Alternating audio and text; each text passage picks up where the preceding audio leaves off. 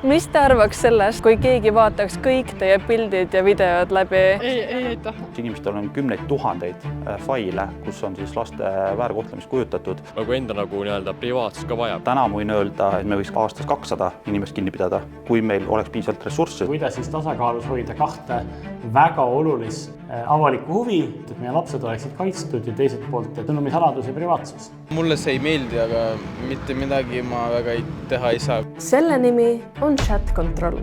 Chat control. Chat control. Chat control. Chat control. Chat control. Chat control. Chat control. Chat control. European Union will start reading your messages. Kas keegi päriselt hakkab minu sõnumeid lugema? Kui sa saadad e-maili, kui sa suhtled mõnes mängukeskkonnas, siis sa võid täna eeldada, et mingisugune skaneering toimib. Chat Control on tegelikult eelnõu hüüdnimi. Ametlikult kutsutakse seda Child Sexual Abuse Regulation'iks. 2021 aastal võttis Euroopa Liit vastu ajutise erandi. See lubas veebiplatvormidel vabatahtlikult tuvastada ja raporteerida laste seksuaalse väärkohtlemise materjali ka sellistes suhtlusteenustes, kus muidu kehtivad rangemad privaatsusreeglid, näiteks e-post ja sõnumiäpid. I don't support it. I think human privacy is much important than controlling. It's really not a good way to solve it. Ja see sisuliselt selline skaneering on toimunud juba mitu aastakümmet.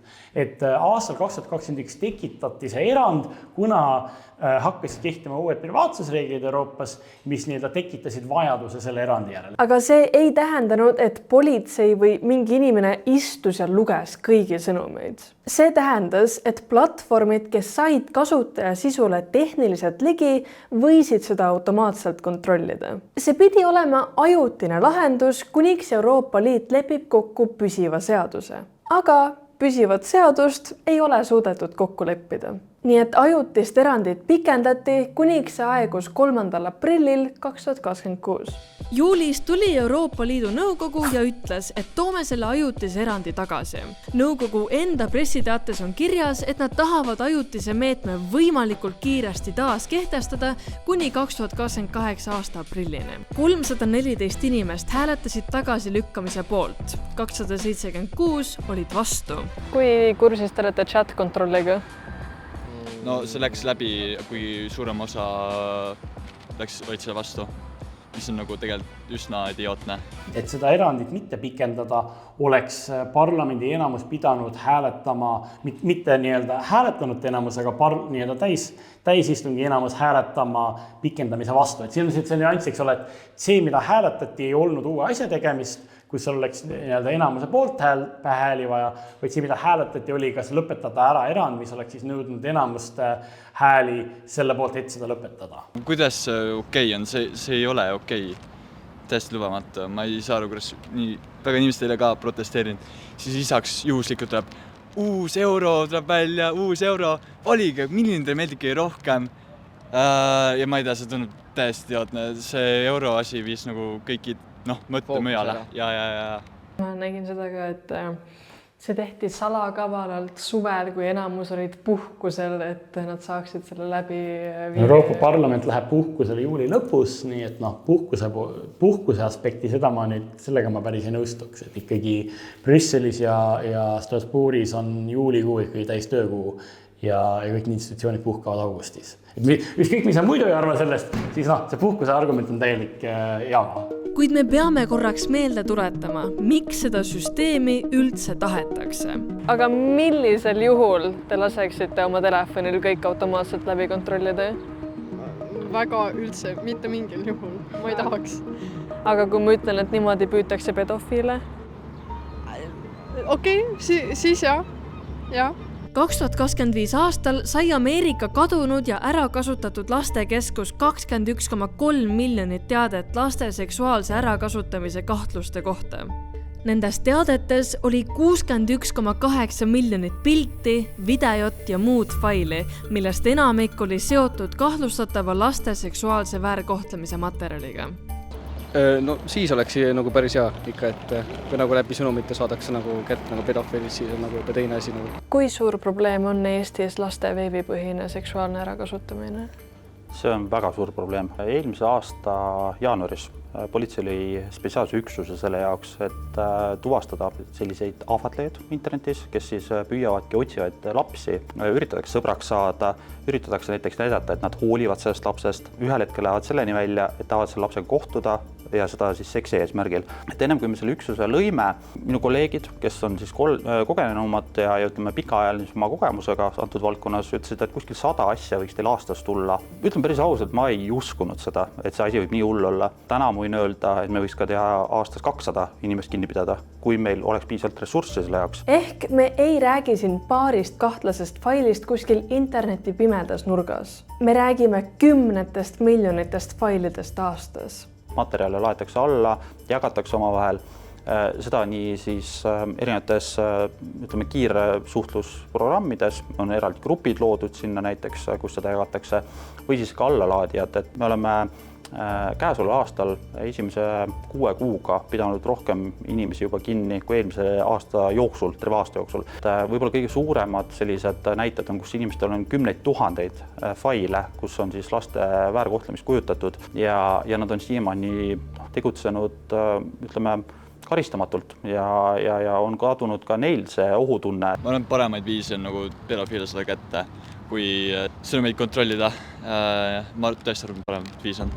Kui politsei ütleb, et neil on platvormidelt infot vaja, siis nii on. Küsimus on lihtsalt selles, kuidas seda teha nii, et päris kurjategijad leitakse üles, aga kõigi teiste inimeste privaatne suhtlus ei läheks automaatse kontrolli alla, sest samal ajal hiilib taustal endiselt suurem asi. Chat-kontroll 2.0. See oleks püsiv seadus, mitte ajutine erand ja palju karmim, sest joonel on ka krüpteeritud sõnumid. How it's been like kind of put out online, I would be against it, but the fact that it's been happening already and there's like not been much like talking or news about it, it's like, oh, should I be worried about this or not? Juba mitu aastat arutatakse Euroopa Liidu tasandil seaduseelnõud, mis lisaks praegusele skaneerimisele, mis toimub selliste teenuste puhul, kus kasutaja peaks keeldama, et ka teenusepakkuja vaatab seal olevat sisu.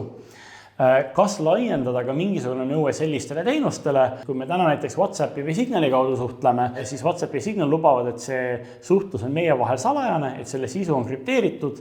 Kas nüüd teenusepakkujad peaks võtma midagi ette selleks, et ka sellise suhtluse puhul skaneerida seda sisu? Tundub, et seda pole nagu väga võimalik teha ilma, et me nagu väga tugevasti oma infrastruktuuri tuksi keeraks. Politsei vaatest on probleem selge. Kui kurjategijad liiguvad kinnisematesse või krüpteeritud kanalitesse, on neid raskem tabada. Kui palju jääb politseil nägemata siis, kui need kurjategijad kolivad kuhugi krüpteeritud platvormile? Seda on väga raske hinnata tegelikult. Me ei tea. Ja me ei tea seda täpselt, et ühelt poolt me ei tea seda ja teiselt poolt ütleme seda, mida politsei teab. See on tõenäoliselt jäämäe veepealne osa ainult. See on väga väike osa, et kõik, mis sinna vee alla jääb, see on see, mida me ei ole jõudnud, milleni me ei ole kas lihtsalt jõudnud puht füüsiliselt või mida me ei tea.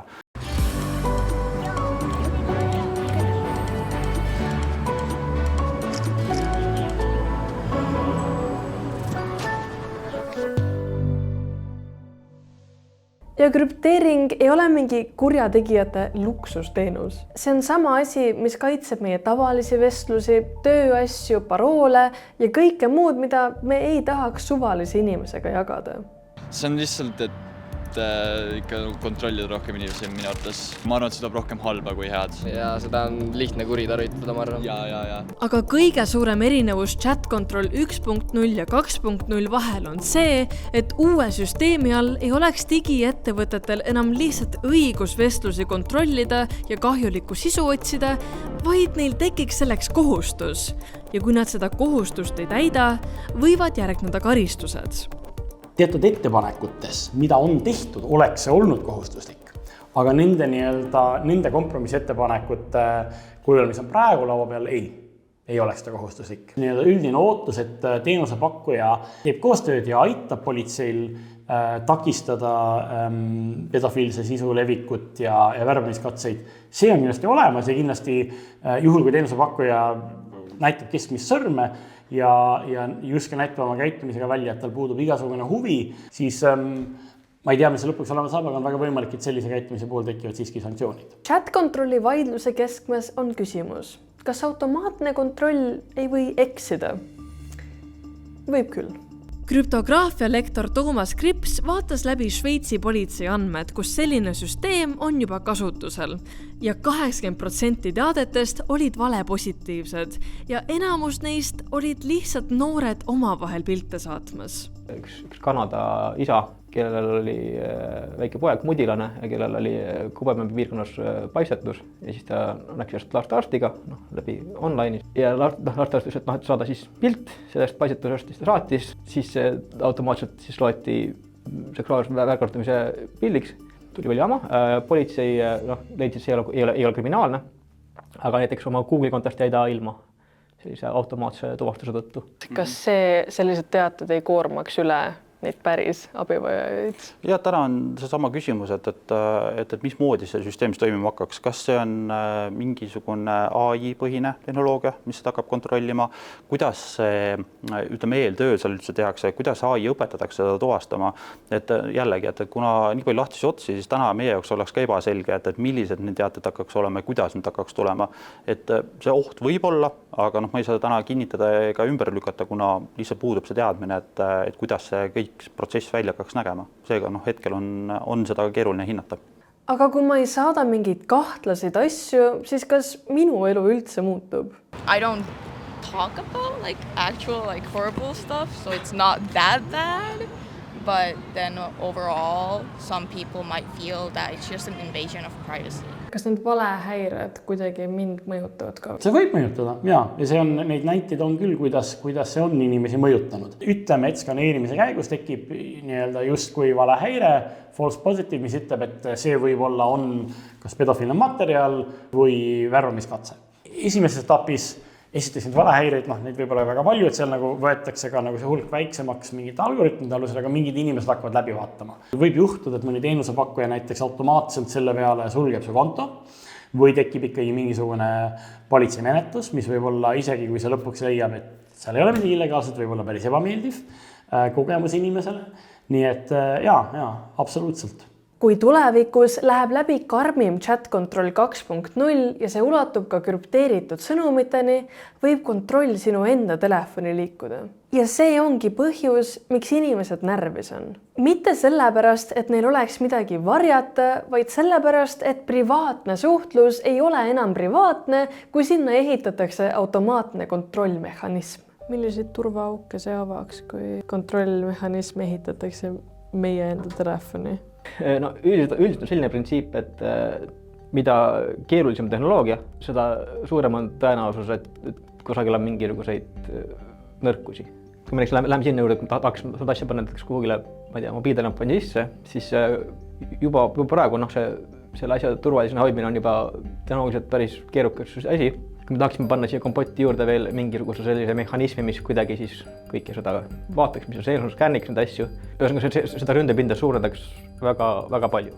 Selle risk on see, et kui sa lood sellise tagaukse, siis selle kasutus esiteks ei pruugi piirduda ainult sellele esmasele eesmärgile, et võib-olla õnnestub siis mõnel ebameeldiva riigihäkkeril või mõnel kuritegijal ka teistsugust skaneeringut sinna sisse toppida.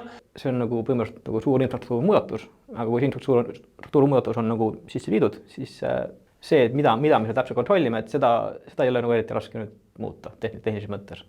Kui see teema läheb sulle korda, siis sul on võimalik enda seisukohta näidata sellega, kui sa kirjutad Euroopa Parlamendi saadikutele. Seda saab teha näiteks otse Fight Chat-kontroll lehel. Kas üks kiri muudab kogu Euroopa Liidu otsust? Ilmselt mitte. Aga kui me reageerime alles siis, kui seadus on juba valmis ja su telefon on jälgimisel, siis on natuke hilja avastada, et oi, keegi oleks ju võinud selle kohta midagi küsida. inimesed, kes on selle vastu, kas nad saavad hetkel teha midagi? No hetkel, eks ole, see protsess käib läbi valitud esindajate. Ühelt poolt läbi Euroopa Parlamendi, teiselt poolt läbi valitsuste. Ma ütleks, et eestlaste puhul on selles mõttes nagu ei ole liiga palju teha oma esindajatega, sest need eestlased, kes ei taha seda kontrolli, nad võivad rõõmustada, et nii nende valitsus kui ka nende Euroopa Parlamendi esindajad on tegelikult kõik väga selgelt öelnud, et nad ei taha seda otsust krüpteerimise lõpetamist. Aga kindlasti need Euroopa kodanikud, kes elavad mõnes riigis, mille valitsuse seisukoht on teissugune, nemad võiksid muidugi ühendust võtta oma valitsusega, kirjutada oma riigi meedias sellest ja seal petitsioone korraldada, samamoodi suhelda oma Euroopa Parlamendi esindajatega. Aga jälle teiselt poolt, eks ole, ärme ka unusta, et siin ei ole nagu head ja pahad, vaid et see teine pool, eks ole, ja see pähkel, mida me katsume kuidagi lahendada, et kui sa nagu vaatad, kes on need osapooled, kes tahavad seda skaneeringut, õiguskaitseorganid räägivad selle vajalikkusest, lastega kaitsega seotud organisatsioonide võrgustikud räägivad selle vajadusest ja nad teevad seda kindlasti ka õigetel eesmärkidel.